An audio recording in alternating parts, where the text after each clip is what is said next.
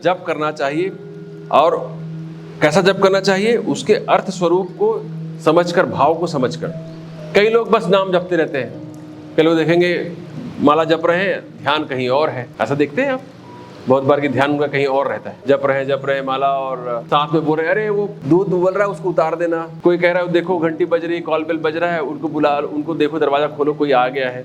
दूध वाला ही होगा शायद, या अखबार वाला आया है, या धोबी आया होगा, कपड़े इकट्ठे करने होंगे उसे। आधा ध्यान इधर आधा ध्यान उधर, जप रहे, माला जप रहे। ऐसे माला जपने वालों के लिए कबीर ने कहा, माला फेरत जुग गया, गया ना मन का फेर, कर का मन का डारी के, मन का फेर।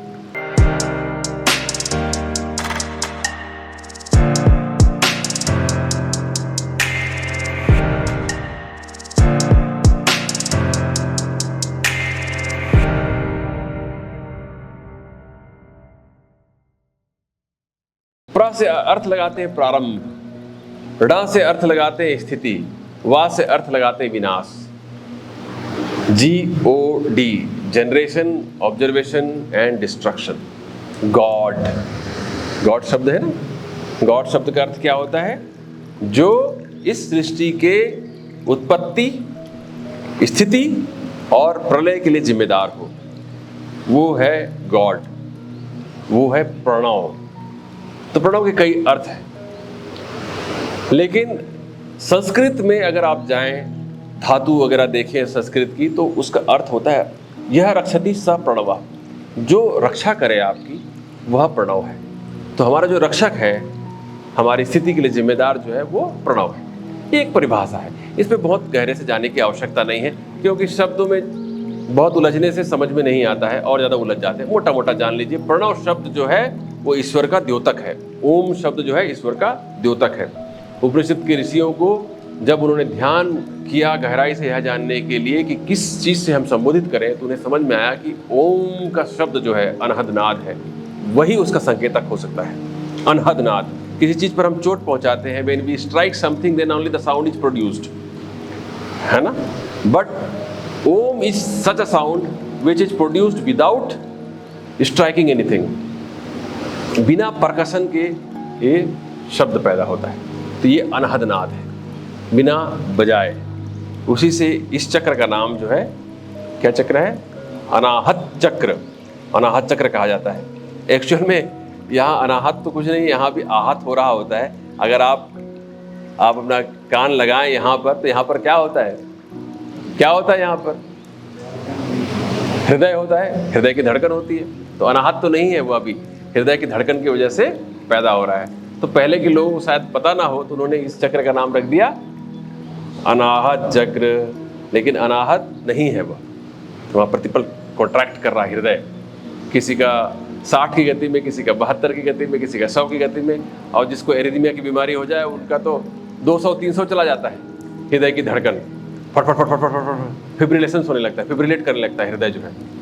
और कुछ की बड़ी अनियमित हो जाती है, जिसे कहते हैं एट्रियल फिब्रिलेशन। एट्रियल फिब्रिलेशन में क्या होता है? ऐसे धड़केगा, हृदय धड़क रहा है, फिर अचानक से ऐसे करने लग गया, फिर थोड़ा देर रुक गया, फिर धड़का। इर्रेगुलरली इर्रेगुलर कहते हैं इसको। इर्रेगुलर के ऊपर भी यही इर्रेगुलर है, वो इर्रेगुलरली इर्रेगुलर। ऐसे भी धड़कता है हृदय कुछ लोगों का, इतना अनियमित हो जाता है। सामान्य हृदय बढ़िया एक रिदम के साथ, सुव्यवस्था के साथ धड़कता रहता है, मस्त एकदम, है ना, शानदार तरीके से प्रतिपल धड़कता रहता है। तो हृदय आराम करता है कि नहीं करता है? हृदय आराम करता है कि प्रतिपल धड़कता रहता है? हृदय भी आराम करता है एक्चुअल में। ये धड़का, उसके बाद में बीच में एक पॉज आता है, रिलैक्सेशन स्टेज कहते हैं उसको, फिर, है ना। इसको डायस्टली कहा जाता है हमारी भाषा में। डायस्टली और सिस्टली दो नाम दिए जाते हैं। उसी से हमारे बीपी का नाम होता है सिस्टोलिक बीपी और डायस्टोलिक बीपी, है ना। सिस्टोलिक बीपी जब हृदय कॉन्ट्रैक्ट करता है, तब जो रक्तचाप आपको मेजरमेंट में आता है आपकी धमनियों में, आपकी आर्टरीज में, उसे कहते हैं सिस्टोलिक बीपी। और जब वो रिलैक्स हो गया, उसमें जब वापस लौटता है ब्लड, वहाँ से आर्टरीज से वापस लौटता है, धमनियों से वापस हृदय की तरफ लौटता है, तो उसे कहते हैं डायस्टोलिक बीपी, जो कि कम होता है सिस्टोलिक की तुलना में हमेशा ही। तो हृदय भी धड़कता है, लेकिन आराम भी करता है वो, ठीक है ना। ऐसा नहीं है कि धड़कता ही रहता है। तो तस्य वाचकः प्रणवः, तो वह जो ईश्वर है उसको अगर आप नाम देना चाहें तो प्रणव कह सकते हैं आप, तस्य वाचकः प्रणव। तो ये क्यों बताया उन्होंने, वो इसलिए बताया उन्होंने क्योंकि उसका जप करना चाहिए, और कैसा जप करना चाहिए, उसके अर्थ स्वरूप को समझकर, भाव को समझकर। कई लोग बस नाम जपते रहते हैं, कई लोग देखेंगे माला जप रहे हैं, ध्यान कहीं और है। ऐसा देखते हैं आप बहुत बार कि ध्यान उनका कहीं और रहता है, जप रहे हैं माला, और साथ में बोल रहे हैं अरे वो दूध उबल रहा है उसको उतार देना। कोई कह रहा है देखो घंटी बज रही है, कॉल बेल बज रहा है, उनको देखो, दरवाजा खोलो, कोई आ गया है, दूध वाला ही होगा शायद, या अखबार वाला आया है, पैसे लेने होंगे उसको, या धोबी आया होगा, कपड़े इकट्ठे करने होंगे उसे। आधा ध्यान इधर आधा ध्यान उधर, जप रहे हैं, माला जप रहे हैं।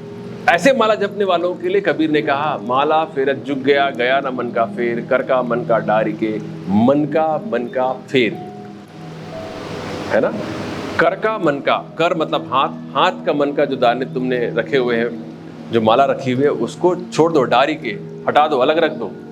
अब क्या करो, मन का फेरो।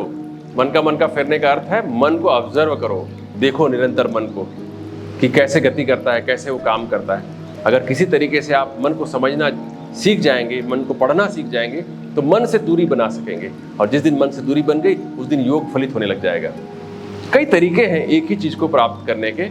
कुछ चीजें अव्यवस्थित तरीके से कही गई हैं, कुछ चीजें सुव्यवस्थित तरीके से कही गई हैं। कबीर भी आपको उसी दिशा में बढ़ने के लिए कह रहे हैं, लेकिन वहां पर बहुत सिस्टमेटिक नहीं मालूम पड़ता है। एक जगह पे लाइन से नहीं बताया गया, जैसे एक शास्त्र के रूप में 195 श्लोक में बातें कही, सूत्रों में बातें कह दी गई हैं, वैसा सिस्टमेटिकली बताया नहीं गया है।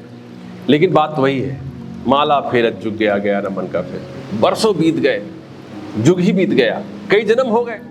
एक जन्म की बात होती तो बात चल भी जाती, कई जन्म हो चुके, न मालूम कितने जन्म हो, असंख्य जन्म हो चुके, और बीतता ही चला जा रहा है। यह जन्म भी बीतता चला जा रहा है। वैसे ही माला अभी भी जपते हैं, कई जन्मों से अभी भी नहीं सीखा। क्यों? क्योंकि गुरु नहीं मिले जो बता सके आपको कि भाई ये जपने का तरीका ठीक नहीं है, इससे कहीं आप नहीं पहुंचेंगे, जहां हो वहीं रह जाओगे। तो ये कोई बताने वाला मिल जाए तो उसका जप करना चाहिए। किसका जप करना चाहिए? उस ईश्वर का जप करना चाहिए। तो जैसे कोई व्यक्ति अलग अलग आराध्य देव की आराधना करता है, उनका जप करता है, तो क्या उसमें बुराई है? ये मन में उठता है प्रश्न। अगर आप उस आराध्य देव को पतंजलि मुनि के ईश्वर की तरह ही मानकर जप करते हैं तो आपको योग का फल मिलेगा। लेकिन अगर आप उन्हें किसी सगुणी व्यक्ति के रूप में, एक पुरुष के रूप में रखते हैं तो बात नहीं बनेगी। ठीक है ना? हाँ?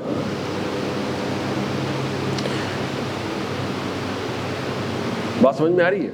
जैसे कोई राधा नाम का जप कर रहा है, अगर राधा को केवल एक स्त्री की भांति देखेगा कि कृष्ण की गोपी थी एक राधा, ऐसा मानकर चले तो बात नहीं बनेगी। लेकिन अगर राधा तत्व में ही वो यूनिवर्सल इंटेलिजेंस को देख सके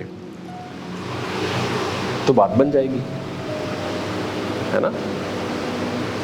देखो, जो व्यक्ति रूप ईश्वर है वो भक्ति मार्ग में होता है, व्यक्ति के रूप में देखते हैं उसको। लेकिन अगर आप उसमें ही सूक्ष्म ब्रह्म को देखना शुरू कर दें, जो चेतन तत्व है, जो परम विशेष पुरुष की बात जो कर रहे हैं पतंजलि में, उसको देख सकें अगर आप किसी तरीके से।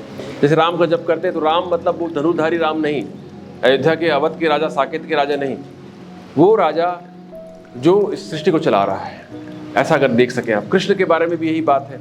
किसी भी आराध्य देव की अगर आप आराधना करते हैं तो उसे सर्वशक्तिमान मानते हुए, है ना, एकमात्र तत्व के रूप में मानते हुए, अन्य इष्ट देवों से अभिन्न मानते हुए, अन्य आराध्य देवों से अभिन्न मानते हुए, यह जानते हुए कि यह सब भी वही ईश्वर है।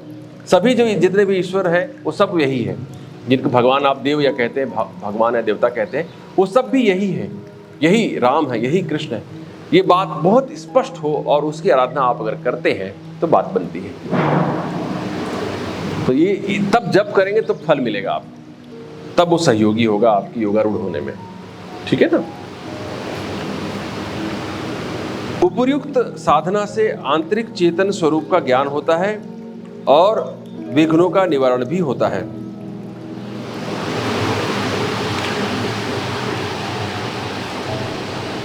तो जब कोई ओम ओम ओम का जप करता है तो उसे अपने आंतरिक चेतन स्वरूप का ज्ञान होता है, अपनी आत्मा का बोध हो जाता है, मतलब सेल्फ रियलाइजेशन हो जाता है, आत्मबोध हो जाता है और उसके सारे विघ्नों का निवारण हो जाता है। ये बहुत ही साइंटिफिक बातें हैं। देखिए, जैसा बताया गया है एग्जैक्टली वैसे नहीं होता है ना, कि कोई ईश्वर है जो खड़ा है हर समय आपको आपके विघ्नों को टार रहा है, ऐसा नहीं होता है।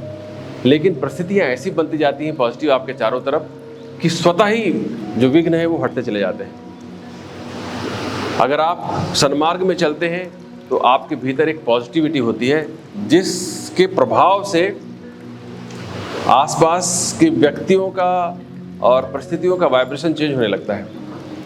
ये बिल्कुल सत्य बात है कि अगर कोई पूर्णतः अहिंसक भाव से है, कोई शेर भी अहिंसक भाव में है, तो उसके आसपास आके बैठ जाएंगे हिरण भी, वो सब फील कर पाते हैं। लेकिन कोई शेर आक्रामक भाव से है और वो चुप कर भी चल रहा है और उससे थोड़ा भी देख लिया तो इस हिरण को पता चल जाता है कि ये शिकार करने की दृष्टि से चल रहा है, छिपा छिपा सा। ठीक है ना? तो वैसे ही आपके भी मनोभाव प्रभावित करते हैं अनजाने में अगले वाले व्यक्ति को पता नहीं चल पाता, क्योंकि वो तो अभी बिल्कुल इस शरीर के स्तर पर है, तो उसे कुछ समझ में नहीं आता, लेकिन उसे वो प्रभावित हो जाता है उसकी चेतना से। कोई स्वयं में प्रतिष्ठित व्यक्ति है तो उसकी चेतना से, उसके वाइब्रेशन से, उसके ऑरा से प्रभावित हो जाता है। तो देखना, कभी कभी आप किसी अच्छे संस्कार वाले व्यक्ति हैं, कोई बहुत ही सुंदर व्यक्तित्व के व्यक्ति हैं, तो उनके आसपास जाएंगे तो आपको बहुत ही अच्छा महसूस होगा। न मालूम क्या हो रहा है, बस आपके साथ अच्छा लगता है, ऐसा बोलेंगे आप। ऐसा बोलते हैं ना, बस आपके साथ, मतलब it's always a bliss to be around you, ऐसा बोलते हैं लोग। आपके आसपास रहने में ही आनंद महसूस होता है। वो उसको बखान करना मुश्किल है कि कैसे हो रहा है ये। We don't know the science behind it, but it's there, it happens like that. ठीक है कि नहीं? तो ये जो भाव है ये होता है इसी वजह से। तो इस तरीके से आपकी मदद होती जाती है, लोग आपके सहयोगी होते चले जाते हैं, आपकी साधना में सहयोगी हो जाते हैं, अन्यथा लोग बाधक बनते हैं। आपकी जीवन में अड़चने आ रही, इसका मतलब है अभी भी ईश्वर की कृपा आप पर नहीं हुई, उस विशेष पुरुष की कृपा अभी तक नहीं हुई है, इसी वजह से अड़चने आ रही हैं बहुत सारी। अगर सब सुगम होना शुरू हो गया है, सब तर गई हैं विघ्न, तो समझना चाहिए कि आपकी साधना सफल हो रही है। ठीक है? तो हमेशा अपने आप को देखना चाहिए कि हम उस दिशा में आगे बढ़ रहे हैं या नहीं बढ़ रहे हैं।